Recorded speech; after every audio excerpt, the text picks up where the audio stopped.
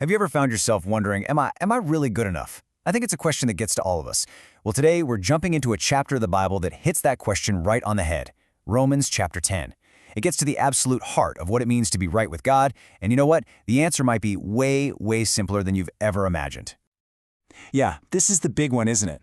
Can all my effort, my sincerity, my trying to follow the rules, can that ever actually be enough to close the gap between me and a perfect God? That's the real tension that Romans 10 just unpacks and solves so brilliantly. So, the Apostle Paul kicks off this chapter, not with some heavy, dry theology, but with a cry straight from his heart. He is so deeply worried about his own people, Israel. And their situation, it's like this powerful example for anyone out there who is super passionate, totally sincere, but just might be headed in the wrong direction. Man, you can just feel the weight in those words, can't you? Paul isn't knocking their passion. In fact, he's saying, look, I know for a fact they have a zeal of God, this intense, fiery dedication. The problem was never the energy of their effort. It was the address it was sent to. It was a zeal, and this is the key phrase, not according to knowledge. And this is it's so human, isn't it? Paul says they were going about to establish their own righteousness. Or to put it another way, they were trying to make themselves right with God based on their own performance. It's like our default setting, trying to build our own ladder to heaven, one good deed at a time. But while they were so busy building, they completely missed the righteousness that God was holding out to them as a totally free gift. And then, bam, right here in verse 4, we get the answer. This is the pivot point for this entire discussion. The solution to all that trying, all that striving, it isn't a system, it's a person, Christ. He is the end of the law for righteousness. Okay, and you got to check this out. The Greek word here for end is telos, and this is so cool. It doesn't just mean Christ put a stop to the law like a dead end.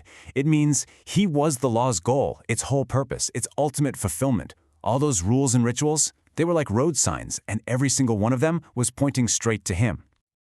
All right, so keeping that in mind, Paul lays out these two completely different ways of thinking, two totally opposite paths for trying to get right with God. And when you see them side by side, the difference is just staggering. So on one side, you have righteousness by the law. That's all based on doing. And the standard, absolute, perfect obedience. It's a path of constant striving and earning that is, let's be honest, completely impossible to achieve. But then you have righteousness by faith. This is based on believing. The standard here isn't your work. It's Christ's finished work. It's a path of surrendering and simply receiving a gift that is freely given. It's human performance versus divine grace. So what Paul is saying is, you don't have to go on some impossible journey to find God. You don't have to climb up into heaven to bring Christ down. And you don't have to dive to the bottom of the ocean to bring him up from the dead. Why? Because God already did all the heavy lifting. The solution isn't a million miles away. It is breathtakingly, unbelievably close. It's as near as the word you can speak and the belief you can hold in your heart. Okay, so if the answer is right here, so close, then how does it actually work? How do we access it? Well, this is where Paul just cuts through all the religious red tape and makes the path to God shockingly simple. It really just boils down to these two things, and they're like two sides of the very same coin. First, you have to genuinely believe in your heart, in the very core of who you are, that God raised Jesus from the dead. You're trusting in that real historical event that defeated death itself. And second, you confess with your mouth that Jesus is Lord. That's an outward declaration that he is now the one in charge of your life. It's that simple.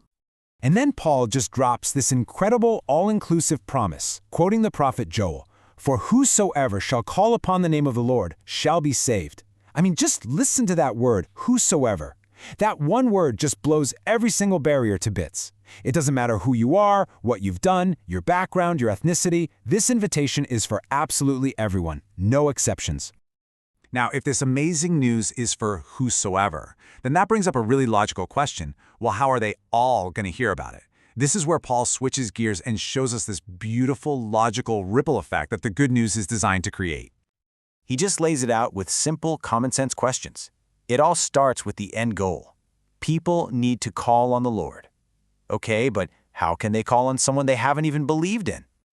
Right. And how can they believe in someone they've never even heard about? You can't believe in a secret.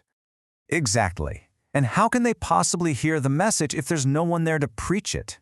Somebody has to actually say the words. And finally, how is someone going to preach unless they are sent? It's this perfect chain reaction, this logical cascade that is the entire engine of the Christian mission. And he sums up that whole beautiful chain of logic right here in verse 17. So then, faith cometh by hearing, and hearing by the word of God. Get this, faith isn't something we just sort of generate on our own. It's a supernatural response that happens, that sparks to life in a person's heart when the word of God is proclaimed. And there's even a deeper layer here. The Greek word often used for word in this context is rhema. Now, this doesn't just mean words on a page. It means a living, spoken, spirit-empowered word that literally has the power to cut through all our defenses and create the very faith it's asking for. It's amazing. So as he wraps up this incredible chapter, Paul doesn't end with a formula or a command. He ends with this really touching, really moving picture of God's own heart, especially for those who keep pushing him away.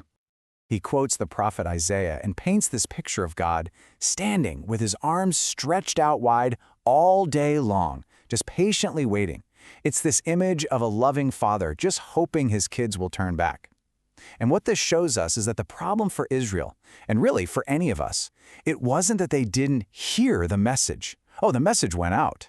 The problem was that they didn't heed it. They resisted this loving, patient call. And that brings this whole thing right into our laps, doesn't it? We've heard it. We are now part of that same logical chain. Paul's argument sort of forces us to ask ourselves, not just, have I received this good news, but, okay, who's going to be the next person to hear it from me? And that wraps up our look into Romans chapter 10. Now, to really make sure these amazing truths about God's simple path to salvation really stick, you're going to want to jump into the flashcards to review the key points and then go ahead and test your knowledge with the quiz. Thanks for joining us, and we'll see you in the next one.